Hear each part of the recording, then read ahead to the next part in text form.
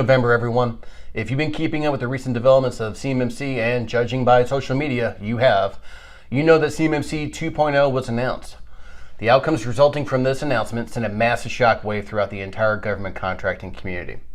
To date, there's been a lot of speculation on what this means, and more importantly, what it does not mean. So let's start with what we know to be factual. Point 1. The CMMC model transitioned from 5 levels to now only 3. Point 2. Those government contractors that were previously preparing for the old CMMC 1.0 level 1 assessment will no longer need to pay for outside assessors to certify you. This will revert back to the formal self-attestation model.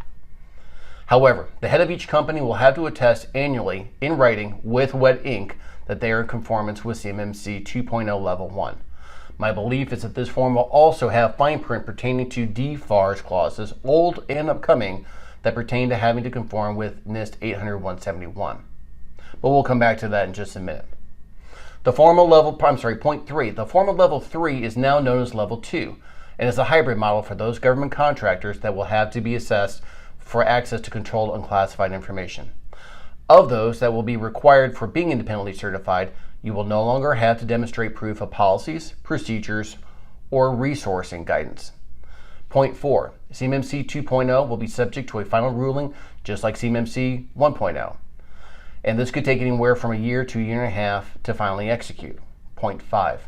A number of organizations desiring to become certified third-party assessing organizations, C3PAOs, have signaled that they may be pulling out of the ecosystem.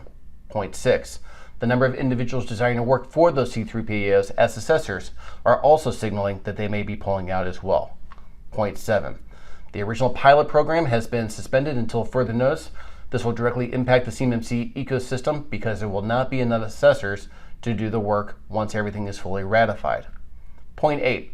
And lastly, in October, Ms. Lisa Monaco, Deputy Attorney General, publicly announced the launch of the Civil Cyber Fraud Division, and went on record to state that government contractors that misrepresent their cyber defense capabilities will be prosecuted under a False Claims Act. Coincidence? Maybe, maybe not. Remember what I said earlier about 800-171? This is something you should pay close attention to, especially if you are the one signing off on the attestation of conformance.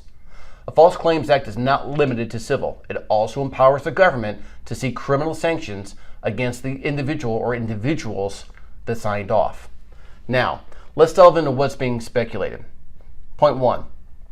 Conforming with the new level 1 for CMMC 2.0 will not satisfy the DFARS requirements under the pre-existing 7012 clause. While correct, neither did the original CMMC version 1 for level 1. Point 2. Organizations that attempt to complete their SPUR scores without examining Appendix E in 800-171 will have significant consequences. Well, what is Appendix E? Appendix E focuses on 4 tailoring objectives, one of which is for non-federal organizations, or NFOs. And there's a number of controls added that are presumed by NIST that commercial enterprises already do. Unfortunately, when NIST came out with 800-171 several years ago, they grossly underestimated what corporate Americana does for protecting their cyber interests. As a result, you potentially have this hidden gotcha built in, but in my professional opinion, would be very hard to successfully prosecute against you if you didn't adopt Appendix E. Now, should you adopt these actions as described in Appendix E? Absolutely. Do we believe that government contractors at whole will adopt? No, we do not. I liken this to Special Publication 853 version 4. If you're not familiar with this document, it's pretty much the gold standard on how to implement a robust cyber risk management program. However, in version 4, it was specific to federal systems, and it had an appendix that included privacy controls that were not measured against when federal systems underwent their own authorizations to operate. What ultimately happened is that these controls that were previously in the appendix were moved into the body of what is now Revision 5 and is formally ratified. That now includes privacy and supply chain control mechanisms and is no longer limited to federal systems. I envision that there is a possibility that the next version of 800-171 could adopt a similar method, taking what was in Appendix E and putting it in the body.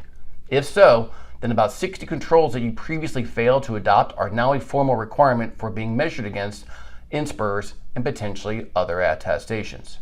While Soundway is aware of numerous companies and subject matter experts conveying a desire to no longer support certification and accreditation activities on behalf of CMMC or the DoD, Soundway remains committed to helping our clients prepare for the new CMMC 2.0, and at which time that we are fully authorized as a C3PAO, be ready to support you as needed when needed. On behalf of Soundway Consulting, I'm Carter Schoenberg. Thank you.